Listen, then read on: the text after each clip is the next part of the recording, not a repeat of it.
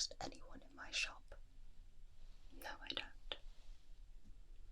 So, I ask you again, what are you doing in my shop? Why do I not recognize you? Oh, you opened one door and ended up here. Likely story. Wait. Don't tell me. You are the one my sisters tell me about. Oh yes, the one who's been visiting all the shops. Well, I am not like my little vapid sisters. I don't trust easy, and neither should they. Yet here we are. You ended up here without my permission. Well, first you must pass my sniff test. Yes, a sniff test. Unfortunately, I ended up with the rare, unfortunate ability to be able to smell people's souls. Hence the reason why I decided to live out in the middle of nowhere. God. Yes, because everyone's soul has a very particular smell, and trust me, not all of them are very pleasant. Out here in nature, I get to be with the plants and, more importantly, magical creatures who tend to have a very nice, pleasant soul to smell very pure. Yours remains undusted, so let's see now, shall we?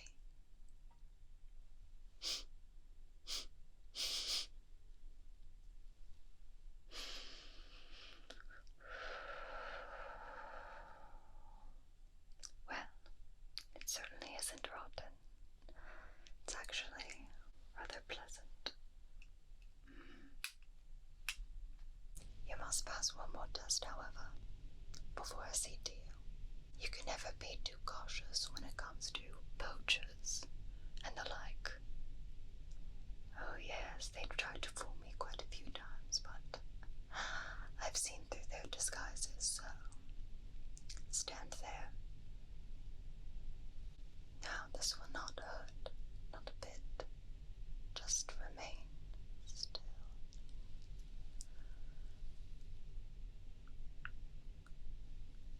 Okay. Quite interesting. Alright.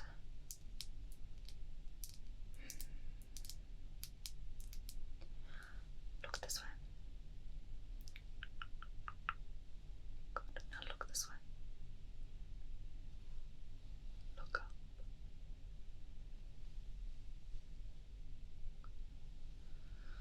Okay, no hidden charms, I can see. So it looks like you're telling the truth. No, I will not apologize. These creatures, some of them are endangered. Some of them have been through quite traumatic experiences and need, well, the right person to take care of them. And I will not put any of them in jeopardy. No, no, no. I will not. You understand, yes? Well, it seems you're pretty sensible. Now, why did you show up to my shop?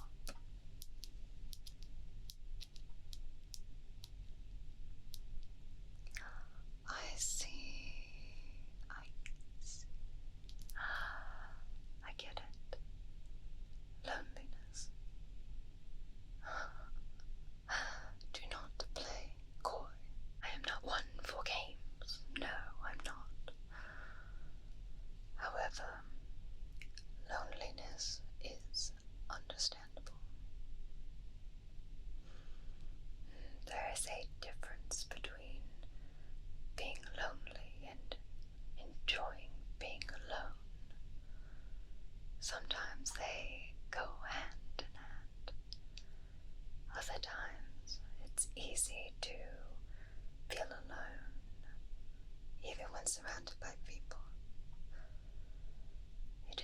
dreadful business. But what I offer here is a soul bond to a creature or two. Yes, that is what makes my creature so special, don't you see? They become bound to you, forever entwined. If you ever cease to exist, well, so do they. So you don't have to worry about any early goodbyes. They care about your happiness, and you care about theirs. It's a symbiotic relationship. Now, does that sound like something that you are interested in? Wonderful. Oh, that makes me so excited to have one of my creatures find a new home with what appears to be a caring recipient. Again, I apologize for coming off quite blunt, but you understand this needs to be, first, can you tell me exactly maybe what type of creature you're looking for? Oh, you don't know. Well, that's quite interesting. Let me ask you a few questions. This is my favorite part. Matchmaking of a sort. You'll see. Alrighty. Now I will be asking you a few personal questions. If at any point you do not feel comfortable answering these questions, you do not have to. And as I understand, some of these things can be quite personal. If you feel a need, you are more than welcome to close your eyes while answering as well. I find that helps take off some of the anxiety of answering. Just imagine you're by yourself, you are comfortable, and you are relaxed. Understood? Wonderful. Let's see here. In terms of how large of a space do you have for a creature? Do you have a yard? Do you have acres of land? Do you have a balcony? Interesting. So I'm assuming dragon is off the menu. That's alright. Oh, trust me, I know. Everyone always wants a dragon. That's what first comes to mind when it comes to magical creatures. However, they do not remain small for very long.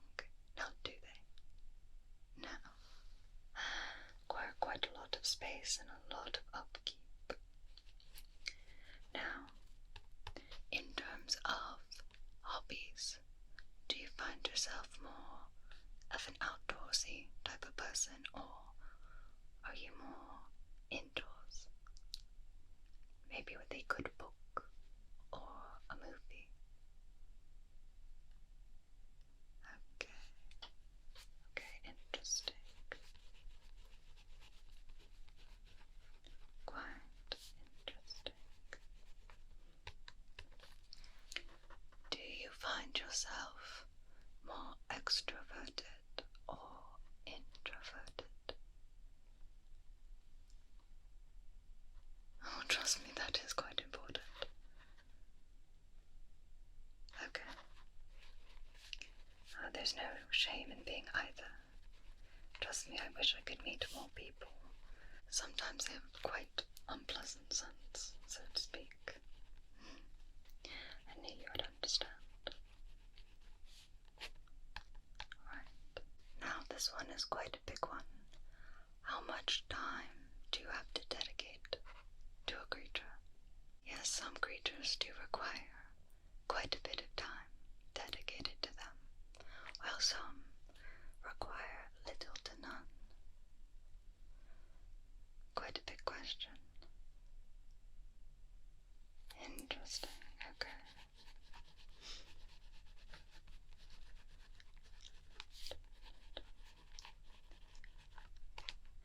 Would you like to be able to take your creature with you wherever you go? Or would you prefer them to be homebound? Okay, not quite sure. That's fine. It's perfectly fine. And here is a good one.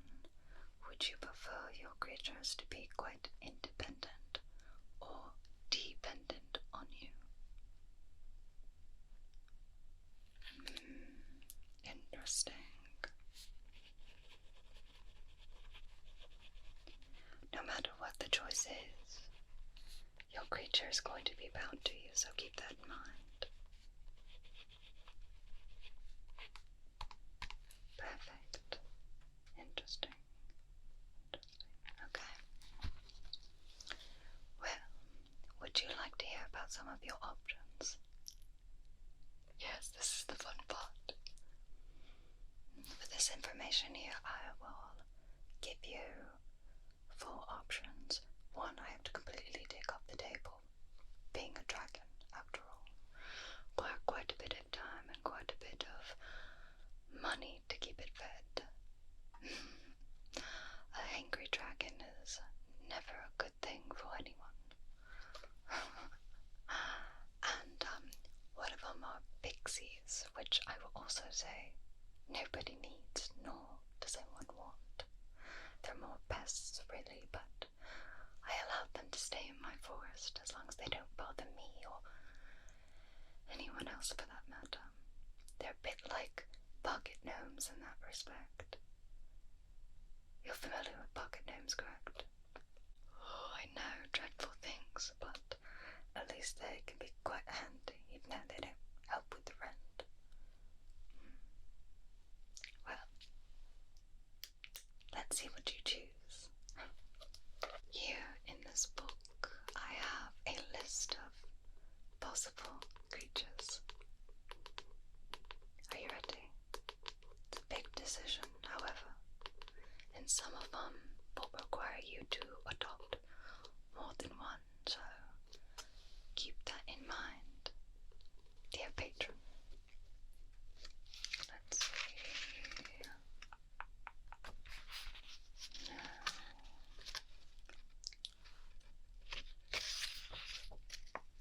No.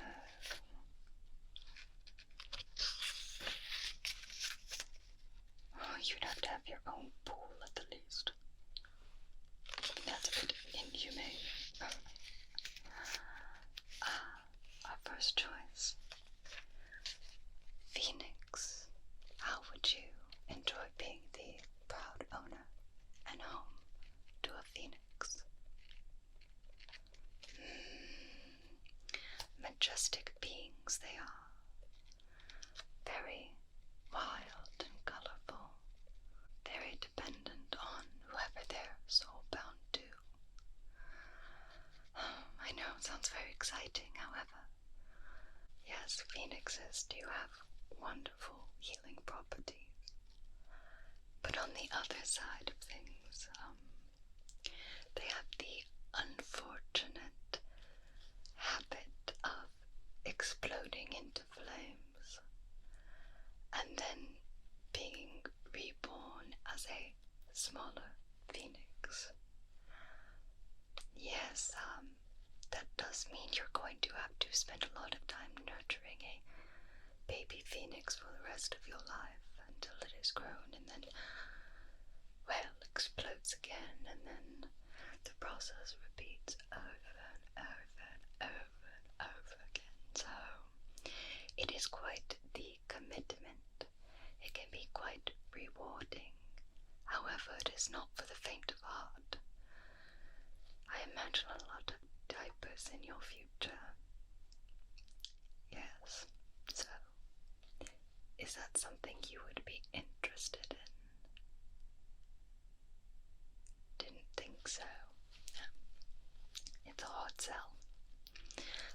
they're pretty rare, so don't really have the need to rehome too many of them, usually. Let's see.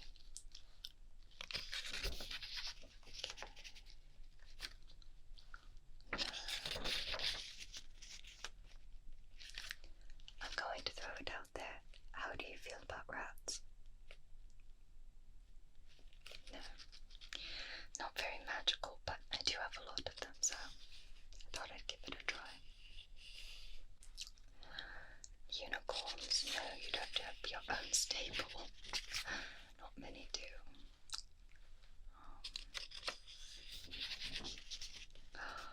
Here's a good one. You might like a Kneasel. Yes, a Kneasel. The best way to describe them is they resemble a slightly larger, more fluffy, tad bit more irate cat. Though I would probably consider them more of a lion. So definitely not of the household variety. They come in a variety of colours, from grey to maroon to white. Orange is pretty rare, however. So I do not have any orange ones at the moment. I'm quite sorry. Yes, they shed a lot. However, that's not too big of a deal, seeing as they prefer living in the outdoors rather than indoors. So you might not see them for weeks at a time, and they prefer to live in packs.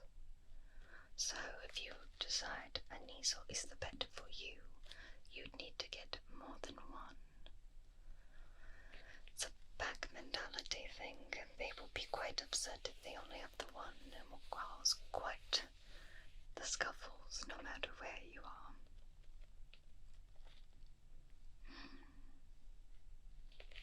You want something a bit more close. I understand.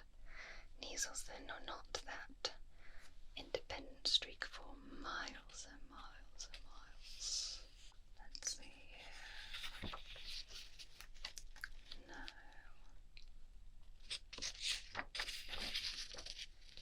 Oh, certainly not. Here is a good one.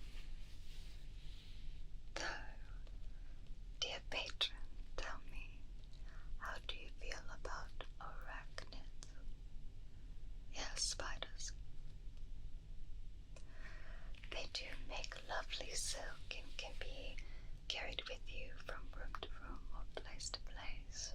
They can be quite loving and love to gaze upon you and even sleep near you. But I understand not everyone enjoys spiders. No too many legs. I understand. It's not the first time somebody's told me no when it comes to spiders. Let's see. Oh, too slimy.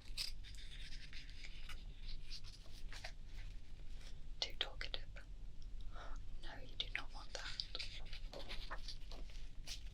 Oh, perfect. Absolutely perfect. You, my good patron, might really suit a mini Pygmy pup. Thoughts?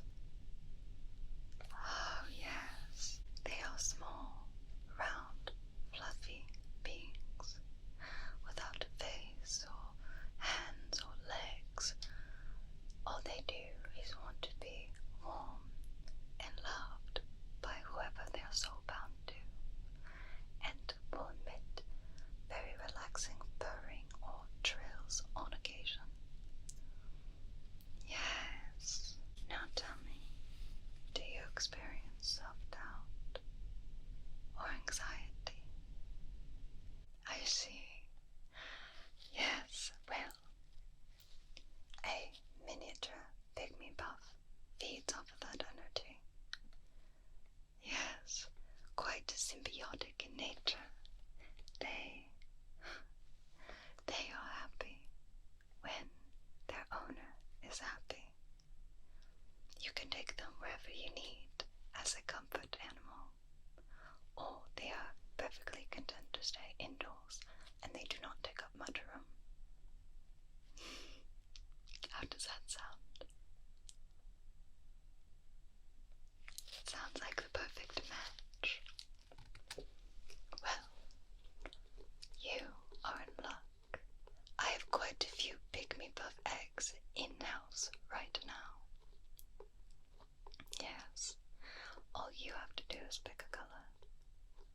How's that sound? Oh, it fills me with such joy to be able to match such a perfect pair. Let me show you what I have. Let's see. So, remember these are eggs, and when I gift it to you, make sure to keep it on your person until it hatches. It harmonizes with your exact presence and your aura, almost like imprinting, so it depends only on you. Doesn't require food, just requires your happiness. Okay. For your first color, a indigo, a deep indigo, blue and purple perfectly combined. Now once it hatches, it'll be about the size of your hand, more palm really. So how do we feel about this color? Does it call to you? Maybe you'd prefer a nice light pink, a very pleasant color, very happy. They are quite soft. So, pink maybe. Or perhaps you'd like something a bit warmer, like a nice chocolate brown. What do you think of this one? And I would like to add that Pygmy puffs work really well with pocket gnomes. They live pretty harmoniously too. In fact, they like to go and do small adventures and activities around the home. So if you do have a pocket gnome, well, all the better.